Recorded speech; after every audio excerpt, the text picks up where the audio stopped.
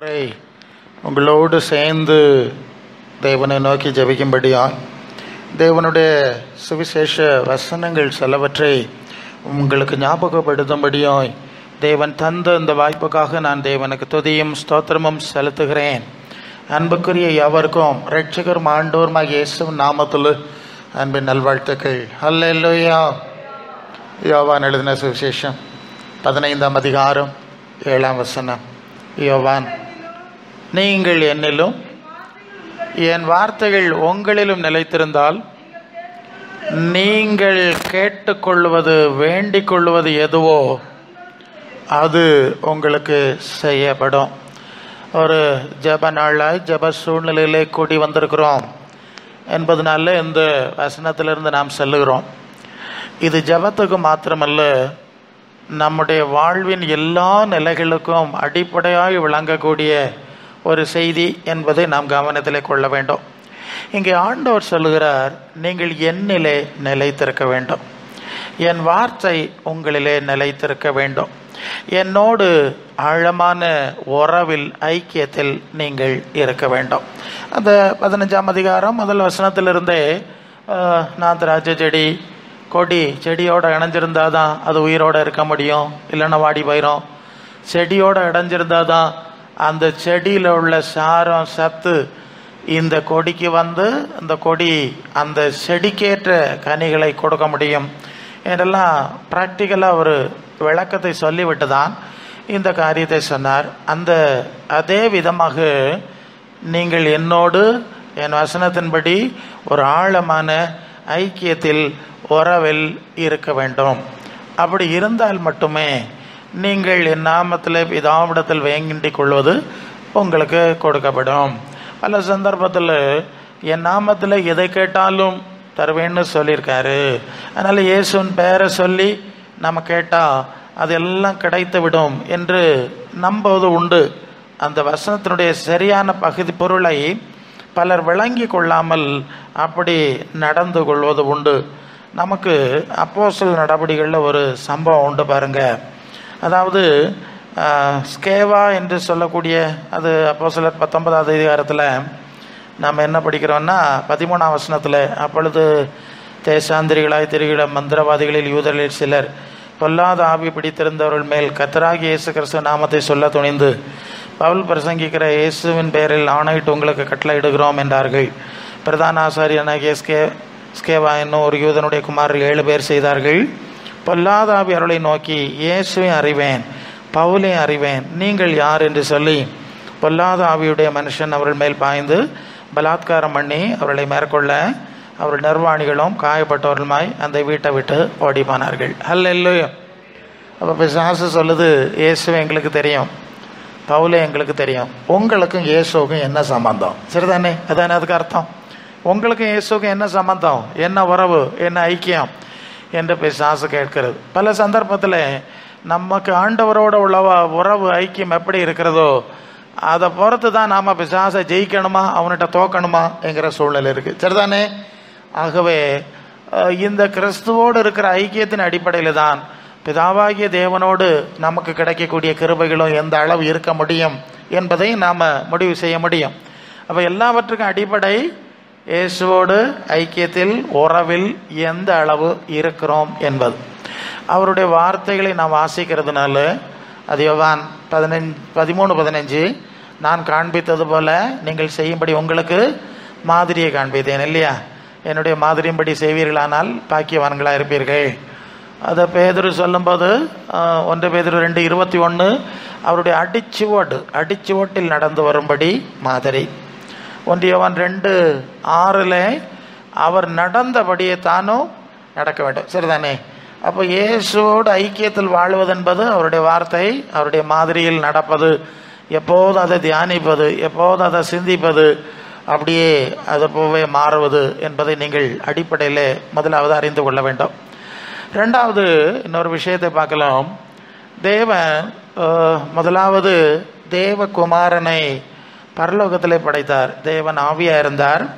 ஆவியாக இருக்கிற தேவன் தனக்குள் இருந்த அந்த தன்மையை ஒரு ரூபமாக பரலோகத்தில் உண்டாக்கினார். அதனால தான் அந்த யோவான் சுவிசேஷத்தில் அவர் ஆதியிலே தேவனோடு இருந்தார். அவர் ஆதியிலே தேவனோடு இருந்தார், சகலமும் அவர் மூலமாய் உண்டாயிற்று அப்படின்னு சொல்லியிருக்கு. கொலோசையர் நிருபத்தில் வரும்போது அவர் அதரிசனமான தேவனுடைய தற்சுரூபம். சரிதானே? தேவன் ஆவியா இருக்கிறார், அவர் அதரிசனமானவர். அவருக்குள்ள இருந்த அந்த தூய ஆவிக்குள்ள இருந்த தன்மையின் சொரூபத்தை, வடிவத்தை வெளிப்படுத்துகிறவராய் இவர் இருந்தார். அது கொலோசையர் 1:15 இல்லையா? சரி, இனி எபிரேயர் 1ஆம் அதிகாரத்தில் வரும்போதும் அதே சம்பவத்தை நாம் படிக்கிறோம் இல்லையா? எபிரேயர் 1ஆம் அதிகாரத்தில் இவர் 3ஆம் வசனம், அவருடைய மகிமையின் பிரகாசம், அவருடைய தன்மையும் சொரூபம். சரி, ஆவியா இருக்கிற, தூய ஆவியா இருக்கிற பரிசுத்தாவியாகிய தேவனுடைய தன்மையை பிரதிபலிக்கிற வடிவமாய், ரூபமாய் இவர் அப்போது முதலாவது இயேசுங்கிற பெயர் கிடையாது, அவர் தேவனுடைய குமாரன். தேவ தூதர்களை விட மேலான நிலையில் இருந்தார். அதுதான் அந்த எபிரேயர்கள் நிருபத்தில் அந்த வசனம் சொல்லுதில்ல, தேவ தூதர்களை விட மேலான நாமத்தை அவர், அது 4ஆம் வசனம் சரியா? தேவ தூதர்களை விட மேலான தன்மையில் பரலோகத்தில் இருந்தார். அவரை கொண்டு நம்ம எல்லாவற்றையும் படைத்தார். பிறகு கர்த்தருடைய தூதனானவராய் பழைய ஏற்பாட்டின் காலத்தில் மோசே இடத்தில் பேசினார், ஆகார் இடத்தில் பேசினார், ஆபிரகாம் இடத்தில் பேசினார். அதான் சொன்னார் இல்லையா, ஆபிரகாம் என்னை கண்டான், கண்டு களி கூர்ந்தான்னு சொல்லுவார் இல்லையா? சரி, ஆபிரகாம்கிட்ட வந்து பேசினார். இஸ்ரவேல் சேனைக்கு முன்னாய் சென்றார்.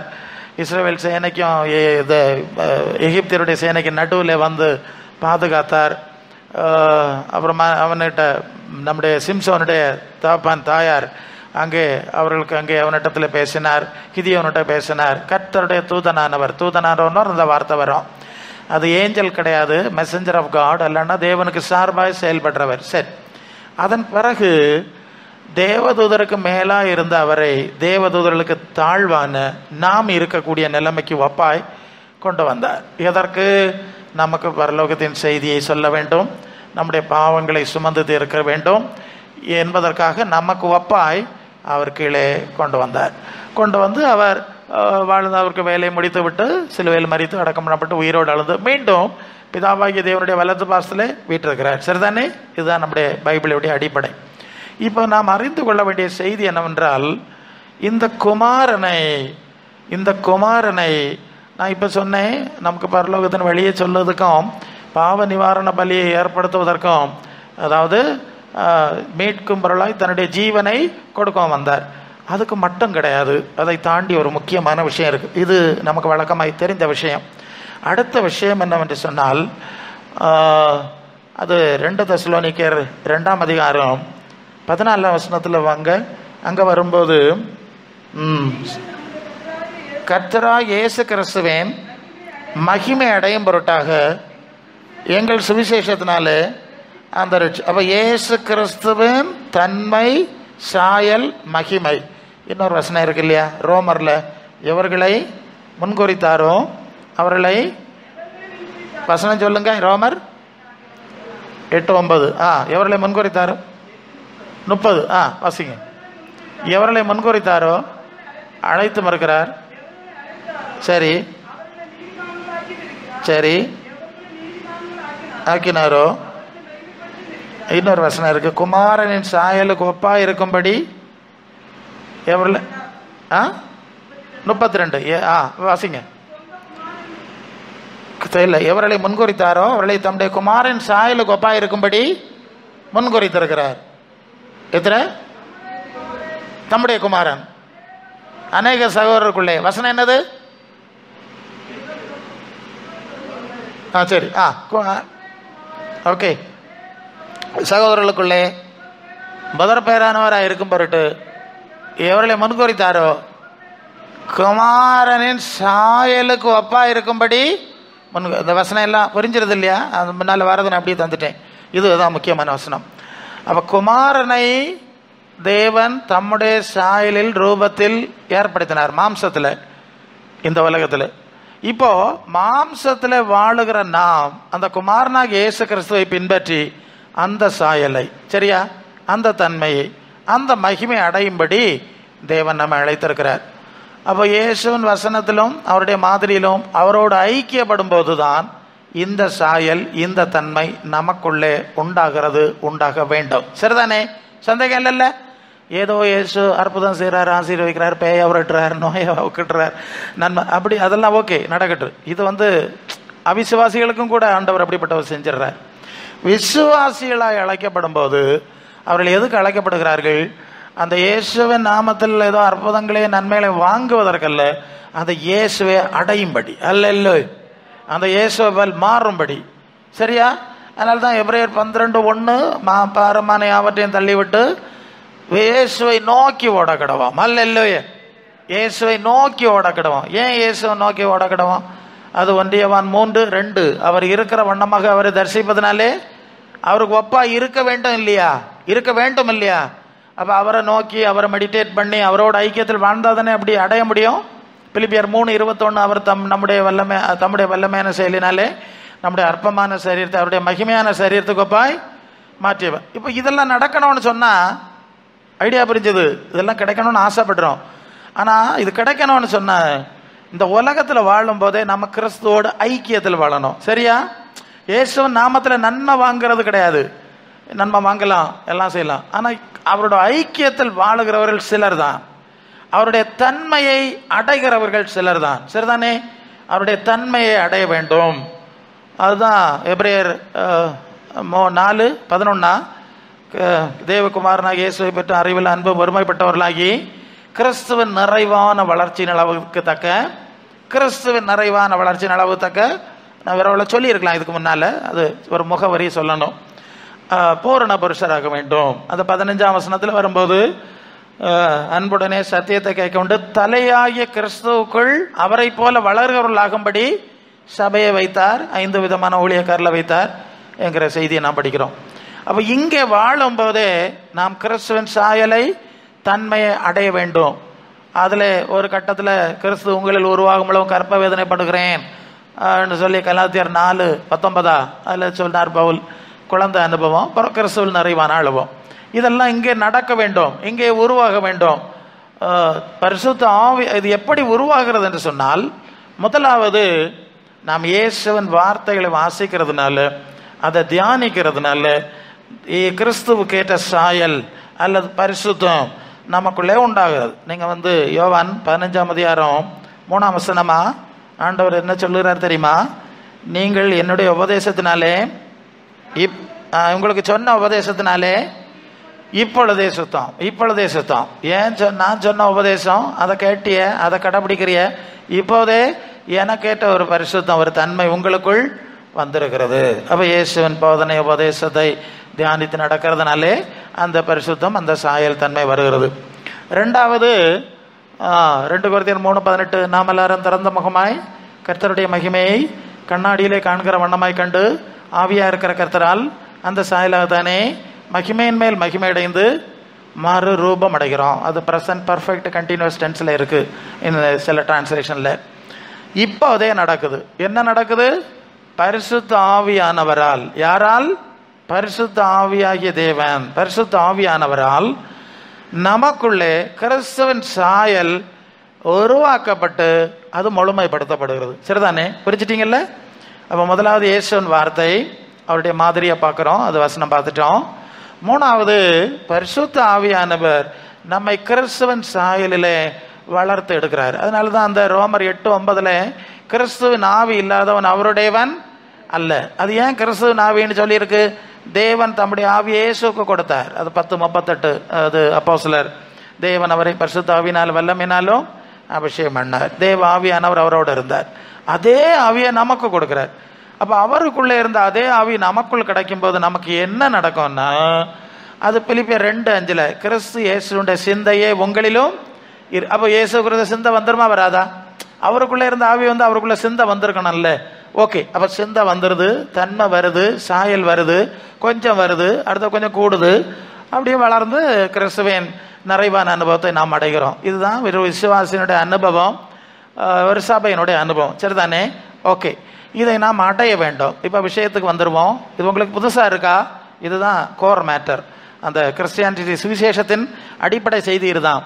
நான் கூட்டத்துக்கு வந்தேன், எனக்கு வியாதி குணாச்சுது, இல்லைன்னா வேலை கிடச்சிது, இல்லைன்னா முன்ன விட நான் வீடு கட்டியிருக்கேன், என் பிள்ளை எல்லாம் வெளிநாட்டில் இருக்குது, நான் ஆசீர்வாதமாக இருக்கிறேன்னு சொல்கிறது கிறிஸ்தவ அனுபவம் கிடையாது. நான் சொல்கிறது புரியுதா? இதெல்லாம் ஆண்டவர் செய்யலாம், நமக்கும் செய்யலாம், மற்றவங்களுக்கும் செய்யலாம். இல்லை, நமக்கு வெளியே இருக்க ஆளுகள் இதெல்லாம் எல்லாரும், ஆமாம், மற்றவர் 3வது தடவை வந்திருக்காரு, ஓகே, இதெல்லாம் நடக்கும், இதெல்லாம் ஆண்டவர் செய்யலாம். இது கிறிஸ்துவுக்குள்ளான வளர்ச்சி அல்ல. இந்த வேறுபாட்டை புரிஞ்சுக்கணும். அல்ல இல்லையோ? ஏன்னா இப்படிப்பட்ட எந்த காரியத்தையும் நம்மோடு எடுத்து செல்வதில்லை, சரிதானே? கொண்டு போகிறதில்ல. கிறிஸ்துவன் ராஜ்யத்துக்கு தான் கொண்டு போமா? கொண்டு போக மாட்டோம்னா இது பொக்கிஷம் அல்ல, இது ஒரு பொக்கிஷம் அல்ல. இது நம்ம தேவை, இந்த சரீர பிரவான வாழ்க்கைக்கு பயன்படக்கூடிய விஷயம், அதை மறக்கவில்லை. இது ஆசீர்வாதம்னு சொல்ல முடியாது. சீனி போட்டு காப்பி குடிக்க முடியாது, எண்ணெய் ஊற்றி குழம்பு செய்ய முடியாது, சாப்பிட முடியாது, இல்லையா? அப்படிதான் நல்லமா சரீர்கள். அதனால் இது இதெல்லாம் இன்னைக்கு ஒரு தவறான கோட்பாடு பரப்பப்படுகிறது. இது வல்ல கிறிஸ்துவன் சிந்தை. இது பாருங்க, லாசரு ஆபிரகாம் பக்கத்தில் இருந்தான், இல்லையா? தெருவில் கிடந்தவன். ஐஸ்வர்யவான் பாதாளத்தில் கிடந்தான். இங்கே மேன்மையாக எண்ணப்படுகிறதெல்லாம் பரலோகத்தில் மேன்மையாக எண்ணப்படாது. மனுஷருக்கு முன்பே மேன்மையாக எண்ணப்படுகிறது, தேவனுக்கு முன்பு அருவருப்பாக இருக்கிறது, இல்லையா? வசனம் கிளியரா. இது தலைகளாக இருக்க போகுது. சரி, இப்போ கிறிஸ்துவுக்கேற்ற தன்மை, குணங்கள், செயல்கள் எந்த அளவு நமக்குள்ளே வந்திருக்கிறது? அல்ல, இதுதான் ரொம்ப முக்கியம். நாம் கண்ணை மூடும்போது இந்த கிறிஸ்துவுக்கேற்ற தன்மை எவ்வளவு வந்ததோ அந்த நிலையில தான் மர்மையை சந்திப்போம், சரிதானே? இதுதான் புரிய வேண்டிய விஷயம். நீங்க உலகத்துல வாங்கினது, உங்களுக்கு அற்புதம் நடந்ததெல்லாம் போட்டுட்டு போறீங்க, இது பரலோகத்துக்கு வராது. கிறிஸ்துவுக்குள்ளான அனுபவம் இல்லைன்னா கிறிஸ்துவன் ராஜ்யத்துக்கு செல்ல முடியாது. அல்ல இல்லையா? ஆமாம், செல்ல முடியாது. இது ரொம்ப முக்கியமான ஒரு காரியம். அப்போ இப்போ வெளிப்படுத்தல் 14:13 கர்த்தருக்குள் மரிக்கிறவர்கள் பாக்கியவான்கள் என்று எழுது, அவர் தங்கள் பிரயாசங்களை விட்டு இளைப்பாறுவார்கள், அவருடைய கிரியைகள் அவருடனே கூட போகும். இது என்ன கிரியை? இங்கே கிரியைன்னு சொல்லியிருக்கு. பணம் வருமா? வீடு வருமா? கார் வருமா? வேற எங்க உலகத்தில் அனுபவிச்ச பட்டம், பதவி ஏதாவது வருமா? நிச்சயமா வராது. இங்கே தான் அடித்து தொங்க விட்டுருக்கோம் நாங்கள், போர்டு ஃப்ரேம் பண்ணி நல்லாசிரியர் பதவியா, ஆமாம், எனக்கு தாத்தா ஒருத்தருக்கு கிடச்சிது, அவர் தொங்க விட்டு போனார், அது இப்போ தொங்குது, அவர் போய் வருஷம் ஆச்சு, அல்ல இல்லையா? அப்போ எல்லாமே இங்கே நின்று விடுகிறது. அப்போ நம்மோட கூட வர்றது என்னது? அது வெளிப்படுத்தல் 19:8 சுத்தம் பிரகாசம் உள்ள மெல்லிய வஸ்திரம் தரித்துக் கொள்ளும்படி பரிசுத்தவான்களுக்கு அளிக்கப்பட்டது. அது பரிசுத்தவான்களுடைய நீதிகளே, நீதி பிரவர்த்திகளான மலையாளத்தில். அப்போ நீதி கிரியைகள், கனிகள், குணங்கள், கிரியைகள், இப்படிப்பட்டதெல்லாம் கிறிஸ்துவுக்குள்ளான அந்த காரியங்கள் எவ்வளவு, எத்தனை டிகிரி, எந்த அளவு வந்திருக்கு, இல்லையா? ஒன்றுக்கு ஒரு டிகிரி இல்லையா? வெப்பத்திற்கு இவ்வளவு சூடு, இவ்வளவு சூடுன்னு சொல்லுற மாதிரி இந்த அனுபவத்தில் எவ்வளவு வந்திருக்கிறோம் என்பதுதான் மிக மிக மிக முக்கியமான காரியம். அல்ல இல்லோ? நீங்கள் எத்தனை வருஷம் கூட்டத்துக்கு வந்திய என்ன, அது இங்கே உலகத்தில் என்ன அடைஞ்சிக்கல, கிறிஸ்துவுக்குள்ளான அனுபவங்களில் எந்த அளவு நீங்கள் உங்களுக்குள்ளே அடைந்திருக்கிறீர்கள், அல்லது உங்களுக்குள்ளே அந்த மர ரூபம் என்னது, அந்த வசனம் அப்படிதான் சொல்லுது, அந்த சாயலாகத்தானே மர ரூபம் அடைகிறோம். மர ரூபம் 1 கொரிந்தியர் 15 48-49 மண்ணானவன் எப்படிப்பட்டவனோ மண்ணானவர்கள் அப்படிப்பட்டவரே, வானத்துக்குரியவர் எப்படிப்பட்டவரோ வானத்துக்குரியவர்களும் அப்படிப்பட்டவர்களே, மேலும் மண்ணானவருடைய சாயலை நாம் அணிந்திருக்கிறது போல வானவருடைய சாயலையும் அணிந்து கொள்ளுவோம். அதான் 47ஆம் வசனத்தில் முந்தின மனுஷன் பூமியில் இருந்து உண்டான மண்ணானவன், 2ஆம் மனுஷன் வானத்திலிருந்து வந்த இயேசு கர்த்தர். அல்ல இல்லையா? அப்ப இயேசுவின் சாயல் எவ்வளவு நமக்குள் உருவாகி இருக்கிறது என்பதுதான் இப்ப பிரச்சனை. எத்தனை சதமானம் வந்திருக்கோமோ அதற்கு ஏற்றபடி தான் நாம் மறுமையில ஒரு நிலையில காணப்படுவோம். அது 1 கொரிந்தியர் 15ஆம் அதிகாரத்தில் சூரியனுடைய மகிமை 41 சூரியனுடைய மகிமை வேறே, சந்திரனுடைய மகிமை வேறே, நட்சத்திரங்களுடைய மகிமை வேறே. மகிமையிலே நட்சத்திரக்கு நட்சத்திரம் விசேஷமா இருக்கிறது. மரித்தோரின் உயிர்த்தெழுதல் அப்படியே இருக்கும். அல்ல இல்லை, அழிவுள்ளதா விதைக்கப்படும், அழிவில்லாத இழந்திருக்கும். இங்கே சூரியனுடைய மகிமை அல்லது பிரகாசம் ரொம்ப அதிகம் இல்லையா? சந்திரனுடைய பிரகாசம் மங்கல், நட்சத்திரம்னா மங்கல், இந்த லைட்டு மண்ணெண்ணா விளக்குன்னா ரொம்ப மங்கல். இது மாதிரி வித்தியாசமான பிரகாசத்தில் மரித்தோரின் உயிர்த்தெழுதலின் அனுபவத்தை அடைகிறவர்கள் மறுமையிலே காணப்படுவார்கள். அல்ல இல்லையா? இங்க பட்டு கொடுக்கலாம், இங்க பிரகாசமா எல்லாம் இருக்கலாம், அது மண்ணோட முடிச்சிடும். கண்ணை மூடின பிறகு மறுமையிலே எல்லாம் பார்த்தா வித்தியாசம் நல்ல பிரகாசமா இங்க காண்பித்தவர்கள் அங்க மங்கலா இருப்பார்கள், இங்கே மங்கலாய் மற்றவர்களுக்கு தோற்றமளித்தவர்கள் அங்கே பிரகாசமா இருப்பார்கள். அல்ல இல்லையா? நேர தலைகளை இருக்கும். அப்போ அப்படி இருப்பார். அது எப்படி இருப்பார்கள்? அவரவருடைய கிரியைகள், கனிகள், குணங்கள், அதான் அந்த கிறிஸ்துவுக்குள்ளான தன்மைன்னு சொன்னனே, கிறிஸ்து இயேசுவுடைய சிந்தையின் தன்மை, அதற்கு ஏற்றபடிதான் அந்த மறுமை சூழ்நிலையில் காணப்படுவார்கள். இது ஒரு முக்கியமான புரிதல். அதனால தான் அந்த சபை, கிறிஸ்துவன் சபை இதை அறிவில் வச்சிருக்கணும். உலகத்தில் நாம் எப்படி இருக்கிறோங்கிறல்ல, பரலோகத்தில் ஆண்டவருக்கு முன்பாக எப்படி இருப்போம் என்பதை தெளிவுபடக்கூடிய ஒரு நல்ல சிந்தனை உள்ளவர்களாக இருக்க வேண்டும். சரி, நம்பர் 1. 2வது, இப்போ இந்த கிறிஸ்துவுக்கேற்ற சிந்தை, தன்மை, கனிகள், குணங்களில் நாம் எந்த அளவு வளருகிறோமோ அந்த அளவுதான் தேவனுடைய அதிகாரத்தை, வல்லமையை அல்லது இயேசுவின் நாமத்தை பயன்படுத்துகிற அதிகாரத்தை நாம் பெற்றுக்கொள்ளுகிறோம். இப்போ ஒரு ஆள் இயேசுவின் நாமத்தை பயன்படுத்தி இப்படி இப்படி இப்படி இன்னும் லெவலுக்கு செய்வார், இன்னொரு ஆள் அதை செய்ய முடியாது. ஸோ கிறிஸ்துவோடு நம்ம எந்த அளவு ஐக்கியத்தில், உறவில், அவருக்கேற்ற வளர்ச்சியில் இருக்கிறோமோ அந்த அளவுக்கு தான் பரலோகம் நமக்கு இயேசுக்கேற்ற தெய்வீக அதிகாரங்களை கொடுக்கிறது. அல்ல, இப்போ புரியுதா? கிறிஸ்துவுக்கேற்ற அதிகாரத்திலே நாம் சாயலில், தன்மையில் வளருகிறது போல அவருக்கேற்ற அதிகாரத்திலும் தன்மையிலும் கூட நாம் வளருகிறோம். அல்ல, இது ஒருவேளை உங்களுக்கு தெரியாது, பிசாசுக்கு தெரியும்.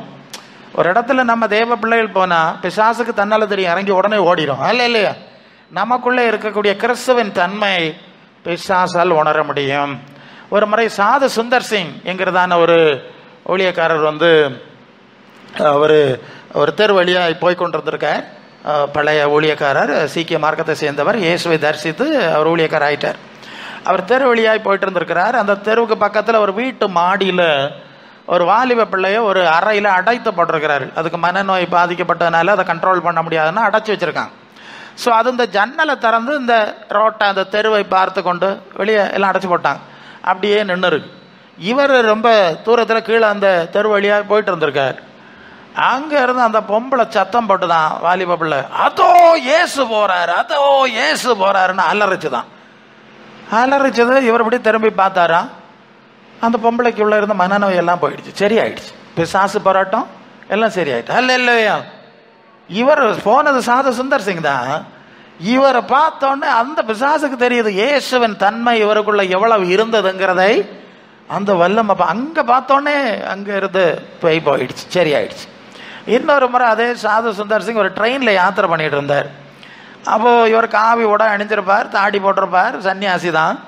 ஒரு ஸ்டேஷனில் நின்றுது. அப்போ பல சன்னியாசிகள் ஏறினார்கள். இப்போ வட இந்தியாவில் காவி உடை அணிந்த மந்திரவாதிகள் இன்றைக்கு நிறைய இருக்காங்க, நிறைய ஏறுவாங்க. அப்போ ஏறினோடனே இந்த கம்பார்ட்மெண்ட்டுக்குள்ளே இப்படி வந்தார். அப்போ இப்படி பார்த்தார், ஒரு காவி உடஞ்சிருந்த சன்னியாசி இருக்கிறான். நம்ம இனத்தை சார்ந்தவன் தான், மார்க்கத்தை சார்ந்தவன் தான் சொல்லி இவர் பக்கத்தில் உட்காந்துட்டார். உட்காந்து ட்ரெயின் புறப்பட்டு பேச்சு கொடுத்தார். சாமி, நீர் எந்த ஊர் சாமி, என்ன சாமியை வச்சுருக்கிறீங்கலாம் கொஞ்சம் பேச்சு கொடுத்தார். அப்போ சொன்னார், நான் ஏசு சாமியை வச்சுருக்கேன். ஏசு சாமியா? அது புதுசாக இருக்குது, நான் கேள்விப்படலை. அப்போ ஏசு இதை பற்றி தான், அவர் பரலோகத்தில் இருந்தது, வந்தது, பலியானது, போனது, திருப்பி வர போகிறதெல்லாம் சொல்லி முடிச்சுட்டார். இது ஒரு பெரிய சாமியாக இருக்கும் போல இருக்குது. அவர் இப்படி ஒரு சாமியை கேட்பட்டல, அவன் அந்த மந்திரவாதி தெரியாது. இது ரொம்ப வித்தியாசமாக இருக்குன்னொன்னா அவனுக்கு கொஞ்சம் எரிச்சல் உண்டாயிட்டு. இவன் என்ன பெரிய ஆளா, உன் சாமி என்ன பெரிய சாமியா, எனக்கு பவர் தெரியமாட்டா அவனுக்கு, என்ன பாரு காட்டுறேன் அப்படின்னு கண்ணை மூடிட்டு ஏதோ மந்திரங்கள் எல்லாம் கொஞ்ச நேரம் ஓதனாராம். இவர் சும்மா சிரிச்சுக்கிட்டே இருக்கார், ஒன்றும் இல்லை. அவன் கண்ணை முழிச்சு பார்த்தான், என்னடா இவன் அசையாமல் உட்காந்துருக்கான். இப்படி பார்த்தான், அவர் கையில் ஒரு புதிய ஏற்பாடு இருந்தது, சின்ன புதிய ஏற்பாடு, இயேசுவின் வார்த்தைகள். அப்போது அது என்னன்னு கேட்டான். இதுதான் இயேசுநாதருடைய வார்த்தைகள் அடங்கிய புஸ்தகம் அவனு சொன்னார். இவனுக்கு உள்ளூர கொஞ்சம் பயம் உண்டாயிட்டு. அவனும் அந்த மந்திர கோல், மந்திர தாயத்தை வச்சுருக்க மாதிரி இவன் மந்திர புஸ்தகம் வச்சுருக்கான் அப்படின்னு அவன் நினச்சிட்டான். அவனுக்கு டைப்பில், நீ அந்த புஸ்தகத்தை தூர வை, உன்னை இப்போ என்ன செய்கிறேன் பார் அப்படின்னு சொன்னான். உடனே அவரை புஸ்தகத்தை வச்சுட்டு சும்மா உட்காந்துருக்காரு. திருப்பி அவனுக்கு எல்லாம் ட்ரை பண்ணு, ஒன்றும் செய்ய முடியல. அவன் சொன்னானா, இந்த புஸ்தகத்துக்குள்ளே இருக்கிற விஷயம் அவ்வளோ உனக்குள்ளே இருக்குது, அல்ல ஒன்றும் செய்ய முடியாது. இப்போ புரியுதா? அப்போ இயேசுவின் வார்த்தை நமக்குள்ளே இருக்கிறது பிசாசுக்கு தெரியுது, ஒன்றும் செய்ய முடியாது. இயேசுக்குள்ளே இருந்த ஆவி நமக்குள்ளே இருந்தா, அவருக்குள்ளே இருந்த ஆவி உனக்குள்ளே இருக்கு, ஒன்றும் செய்ய முடியாது. அவருக்குள்ளே இருந்த தன்மை, கனிகள் நமக்குள்ளே இருந்தா, எப்போ அவருக்கு தன்மை உனக்குள்ளே இருக்கு, ஒன்றும் செய்ய முடியாது. இப்போ புரியுதா? இதுதான் கிறிஸ்துவின் சுவிசேஷத்தின் அடிப்படை. ஆக இந்த தன்மையில் நாம் எவ்வளவு வளர்ந்துருக்கிறோம், வளருகிறோம். இதுதான் இப்போ பிரச்சனை. பணத்தில் வளர்ந்ததை பற்றி பேசலை, வேற காரியத்தில் வளர்ந்ததை பற்றி பேசலை. இந்த காரியங்களில் எவ்வளவு நீங்கள் வளர்ந்திருக்கிறீர்கள், வளர்ந்து கொண்டிருக்கிறீர்கள்ங்கிறதை நீங்கள் சிந்திச்சு பார்த்துக்கணும். அல்ல, இதை பொறுத்து தான் நீங்கள் ஜெபங்களுக்கு பதில் பெறுவது கூட இந்த அடிப்படையில் தான் அமைகிறது. ஆண்டவரோடு சம்பந்தம் இல்லாதவர்களுக்கு ஆண்டவர் சொல்வார், பிள்ளைகளின் அப்பத்தை எடுத்து நாய்க்குட்டிகளுக்கு போடுகிறது நல்லதில்லை சொன்னார் இல்லையா? அந்த பொம்பளை ஒரு துண்டு தரப்படாதா? அந்த பூனை நான் எல்லாம் கீழே வருது, அதை துண்டு தின்ன இல்லையா கேட்ட துண்டு, அப்போ சரி துண்டு தானே வேணும் வாங்கிக்க, துண்டோட நிறுத்திக்க, இல்லை இல்லையா? அதுக்கு மேலே கேட்கப்படாது, அதுக்கு மேலே சிந்திச்சிடப்படாது. நீ அதுக்கு மேலே சிந்திக்கணும்னா பிள்ளை ஆகணும், சரிதானே? அப்போ நாயாக்கம், பேயாக்கம், நரியாக்கம், கோழியாக்கம்னு சொல்லி கேட்டால் என்ன கிடைக்கும்? துண்டு கிடைக்கும். 1/2 மணி நேரம் பிச்சைக்காரன் சத்தம் போடுவான், நீங்கள் என்ன செய்விய? ஒரு 50 பைசா போடுவிய. இது மாதிரி துண்டு கிடைக்கும், அதோட நின்று கிடனான். அதுக்கு மேலே நான் 10 வரையும் வந்தேன், நான் 25 வரையும் கூட்டத்துக்கு வந்தேன், எனக்கு அவரை மாதிரி தெரியல இவரை மாதிரி தெரியல கிடைக்காது. நீங்கள் தான் அவரு கூட வளர இல்லையே, நீங்கள் 30 வரையமா 3ஆம் கிளாஸ்லேயே இருக்குதுயே, அப்புறம் என்ன செய்யாது? அவ்வளோதான். இதான் அதுக்கு அனுபவம், புரியுதா நான் சொல்லுது? இதெல்லாம் வருஷங்கள் அல்ல. அதான் முந்தினவர் பிந்தினவர் பிந்தினவர் முந்தினவர்னு சொன்னார். பிந்தி வந்த ஆளுவை ஆண்டவரை பார்த்து ஓடி உங்களுக்கு முன்ன போயிடும். நீங்கள் பரியாசம் அடிச்சுக்கிட்டே இருக்கணும். நீ நேரத்துலையே அது குட்டி வந்த, நாங்கள் வந்து வரியம் எத்திராச்சு, அதுக்கு என்ன செய்யுது? 30 வரியாமல் 3ஆம் கிளாஸில் தானே இருந்திய, அது படித்து வேகமாக முன்னால் போயிட்டு. ஸோ ஆண்டவருக்குள்ளே கனிகள், கிரியைகள், செயல்கள் கிறிஸ்துவின் சிந்தையில் எவ்வளோ வளருகிறோமோ அந்த அளவு தான் தேவ அதிகாரம் நமக்கு கிடைக்கும். அந்த அதிகாரம் தான், அந்த வல்லமை கிடைக்கும். சில வேலை இந்த சபைகளில் உள்ள ஒரு ப்ராக்டிக்கல் இஷ்யூ சொல்கிறேன். புதுசாக ஆண்டவருக்குள்ளே வரும்போது ஒரு அற்புதம் நடந்துடும், ஒரு விடுதலை கிடச்சிரும், உற்சாகமாக வந்துடுவாங்க, சந்தோஷம், நல்ல உற்சாகம் இருப்பான். போக போக பார்த்தீங்கன்னா குழந்து போவார்கள், பலவீனப்பட்டு போவார்கள். அதுக்கு என்ன காரணம்னு சொன்னால், சின்ன குழந்தைகளாக இருக்கும்போது நம்ம இலவசமாக எல்லாம் கொடுக்குறோம் இல்லையா? நம்ம பிள்ளைகளுக்கு இலவசமாக கொடுத்துருவோம். அப்புறம் பிள்ளைகள் வளர்ந்த பிறகு தடி மாடை வேலைக்கு போல நீ செய்து பணம் உண்டாக்கி வாங்கு. சின்ன பிள்ளையாக இருந்தபோது நம்ம கொடுத்தோம், வளர்ந்த பிறகு நீயே அதை பிரயாசப்பட்டு உண்டாக்குன்னு சொல்லுகிறோம். இது போல தான் ஆண்டவர்கிட்ட வந்தபோது துண்டு துணிக்க கிடச்சிது. என்னைக்கும் துண்டு துணிக்க வாங்கினோன்னா இனி எல்லாத்தையும் வாங்கிடலான்னு நீங்கள் நினச்சப்படாது. நினைக்கணும்னா அடுத்த அனுபவத்துக்குள்ளே போனோம், அல்ல ஆண்டவரோடு நடக்கணும். வளர்ந்தா தகுதியான நன்மைகளை தருவார், தகுதியானதான் தருவார், வெஞ்சி தரையில் தகுதியான. சில காரியங்கள்லாம் நமக்கு தந்தாலும் நம்ம வேண்டான்னு சொல்ல போகிறோம். ஆண்டவர் சொல்லுவார், உலகம் கொடுக்குற பிறார நான் உங்களுக்கு கொடுக்குறதில்ல, இல்லை எங்களுக்கு வேண்டாம், எங்களுக்கு வேண்டியது இது வேணும், பரலோகத்துக்கு போய் சேரணும் இல்லையா? ஓகே, அந்த ஞானமாக வந்துடும். சரி, அப்போ நாம் எவ்வளவு கிறிஸ்துவுக்குள் வளர்ந்துருக்குறோங்கிறத நீங்கள் கணக்கு பார்க்கணும். எத்தனை வரியம் கூட்டத்துக்கு வந்தோங்கிறதெல்லாம் கணக்கு, அதை கணக்கு பார்த்து சிந்திச்சு கொள்ளுங்க. இதன் அடிப்படையில் தான் நாம் தேவனிடத்திலிருந்து பலன்களையும் பெற முடியுங்கிறது முதல் காரியம். 2வது, இந்த அடிப்படையில் தான் கண்ணை மூடின பிறகு நாம் எங்கே போகிறோம், எந்த சூழ்நிலைக்கு என்ன நிலையில் இருக்க போகிறோங்கிறதும் இந்த கிறிஸ்துவுக்கு ஏற்ற தன்மை நமக்குள்ளே அடைந்த அளவின்படி தான் அமையும் என்பதை நீங்கள் மனசில் வச்சுருக்கணும். நீங்கள் எந்த பாரம்பரியத்தை மரபை சேர்ந்தவங்க எல்லாம் கேட்கல, கிறிஸ்துவோடு ஒட்ட வைக்கப்பட்டவர்களா? அதானே, செடியோட கொடி இணைக்கப்படுது. கிறிஸ்துவின் சாரம் உங்களுக்குள்ளே வந்ததா? கிறிஸ்துவின் கனி உங்களுக்குள்ளே வந்ததா? அது எந்த அளவு வந்தது? அது ஆண்டவர் சொல்வார், நீங்கள் மிகுந்த கனிகளை கொடுப்பதனால் என் பிதா சந்தோஷப்படுவார். நீங்கள் கனிகளை கொடுக்கும்படி, உங்கள் கனி நிலைத்திருக்கும்படி உங்களை ஏற்படுத்தினேன். சரிதானே? ரொம்ப முக்கியம். இன்னைக்கு இந்த சபைக்கு இந்த அறிவு கிடையாது. பணத்தில் பெருசாக இருக்கா, கோபுரத்தில் பெருசாக இருக்கா, காரில் பெருசாக இருக்கா, இதைத்தான் பார்த்துக்கிட்டு மண்ணில் கொண்டு வச்சிருவாங்க. பெயிண்ட் வேற அடிப்பாங்க, தலைக்கெல்லாம் பெயிண்ட் அடிக்கிறாங்கல்ல. இன்டர்நேஷனல் பிரசங்கள், டிவி பிரசங்க மாதிரிலாம் தலைக்கு பெயிண்ட் அடிச்சுட்டு தான் வர்றாங்க. அவங்களுக்கு ஆவிக்குரிய சிந்தை இல்லை, இன்னும் குழந்தைகள், இன்னும் மாம்ச சிந்தையில் தான் இருக்கிறாங்க. மாம்ச ஆவிக்குரிய சிந்தை, ஆத்மீக சிந்தையில் ஒரு வகம் இல்லை, வளரவும் இல்லை. முந்தின விசுவாசிகள்லாம் ஆவிக்குரிய சிந்தையில் வளர்ந்ததுனால இந்த புறம்பான மனுஷன், அது 2 Corinthians 4:16, ஆனபடினாலே சோர்ந்து போகிறதில்ல, எங்கள் புறம்பான மனுஷன் அழிந்து தேய்ந்து உருமாறி கொண்டு வருகிறான், உள்ளான மனுஷன் நாளுக்கு நாள் புதியதாகப்படுது. சரிதானே? அதிலே கவலையாக இருந்தார்கள். அது எபேசியர் 3:16, அவருடைய ஆவியினாலே உள்ளான மனுஷனில் வல்லமையாய் பலப்பட வேண்டும். புறம்பான மனுஷன்ல இப்போ உள்ளவங்களுக்கு புறம்பான மனுஷன்ல நான் பலப்படலையே பாஸ்டர், அவங்களுக்கு கவலை. ஏன்னா அவங்களுக்கு புரிதல் இங்கே உள்ள இன்னைக்குள்ள இந்த டூப்ளிகேட் செய்திகள்லாம் கேட்டு, புறம்பான மனுஷன் அந்த பிரசங்கார் பாலா வந்து நிற்காரு, தலையெல்லாம் இப்போ பாருங்களாம் 75 வயசாச்சான், தலைமுடி நரைச்சேலியே, அவர் படத்திலேயாக வந்து நிற்காரு, அம்படும் படம் அல்ல இல்லையா? நீங்களும் பார்த்து எனக்கு தலைமுடி நரைச்சிட்டு பாஸ்டர் அவருக்கு நிறைக்கலன்னு நீங்கள் ஆசவங்களை ஏமாத்தான். அப்போ முந்தின நாட்களில் உள்ளான மனுஷனுடைய காரியத்தில் ஒரு அறிவு, தெளிவு, தரிசனம், நிச்சயம், உறுதிப்பாடு இருந்து இதை பற்றி கவலைப்படலை. அல்ல இல்லையா? சாதுக்களாய் சன்னியாசிகளாய் எவ்வளோ சிம்பிளை நம்மளை சாதையாக சொல்லுவார் இல்லையா? ஆமாம், நான் எனக்கு அங்கேயில் இத்தனை பீத்த கிடந்து நீங்கள் திட்டி போடுவீங்கன்னாக்க நான் நல்லது போட்டுட்டுங்க வந்தேன், 2 பிரசங்கத்தில் இருக்கோம். சரி, அது ஏன்னா அவர்களுக்கு உள்ளான மனுஷனை பற்றி ஒரு தரிசனம் இருந்து, அழியாமை, அழிவுக்குரியது எது, அழியாமை எதுங்கிற ஒரு தெளிவு அவர்களுக்குள்ள இருந்தது. அல்ல இல்லையா? அதுதான் பெரிய ஆத்ம பலன். பிசாசை ஜெயித்தார்கள், உலகத்தை ஜெயித்தார்கள், ஆவிக்குரிய சபையை கட்டினார்கள். அல்ல இன்னைக்கு உள்ளவங்களுக்கு இந்த தரிசனம் இல்லாதனால மாம்சீக சபையை கட்டுகிறார்கள் இல்லையா, உலக பிரகாரமான சபையை கட்டுகிறார்கள். இதை நீங்க புரிந்து கொள்ள வேண்டும். நாம் கிறிஸ்துவின் சிந்தையில், சாயலில், தன்மையில் முழுமை அடைய அழைக்கப்பட்டிருக்கிறோம் என்பதை மனசுல வைங்க. அந்த கனி சிந்தை நமக்குள்ள வந்திருக்கிறதா, எவ்வளவு வந்திருக்கிறதான்னு பார்த்துடுங்க. வரையிலன்னா தாழ்த்தி உமக்கேற்ற சிந்தையிலும் கனியிலும் வளர எங்களுக்கு உதவி செய்யும் என்று சொல்லி இரவு பகலாய் மன்றாடுங்க, ஜெபம் பண்ணுங்க. இதை முதலாவது செய்தா மற்ற காரியம் எளிதாயிரும். அல்லல்லோ, இதை தேடாம நீங்க மற்ற சுத்தினால வட்டம் இறங்கிட்டே இருக்க வேண்டியிருக்கு. சரிதானே? எனக்கு வார்த்தைகள் வந்துகிட்டே இருக்க, நேரம் முடிஞ்சிடுச்சு. அல்ல ஓகே, நான் நிறைவு செய்ய விரும்புகிறேன். அப்ப கிறிஸ்து இயேசுடைய சிந்தை உங்களுக்குள்ள என்ன இருக்கிறது, குமாரனின் சாயல் எந்த அளவு உருவாகி இருக்கிறது, நீங்கள் அதில் எவ்வளவு வளர்ந்திருக்கிறீர்கள், இதை பொறுத்து தான் தேவனுடைய கிருபையை பெற முடியும் என்பதை முதலாவது புரியுங்க. தேவ சமூகத்தில் தேவ பிள்ளைகளை, அந்த வசனம் வருது இல்லை, அது என்னது, லூக்கா 20:36, மரித்தோர் உயிர்த்தெழுதல் அடைய பாத்திரவான்களா எண்ணப்படுகிறவர்கள் பெண் கொள்றதில்லை, கொடுக்கறதில்ல, அவர்கள் தேவனுக்கு பிள்ளைகளும் தேவ தூதர்களுக்கு ஒப்பானவர்களுமா இருப்பார்கள். அப்ப தேவ தூதருக்கு ஒப்பானவர்கள், தேவகுமாரனுக்கு இயேசுக்கு ஒப்பானவர்கள் அப்படி இருப்பார்கள்.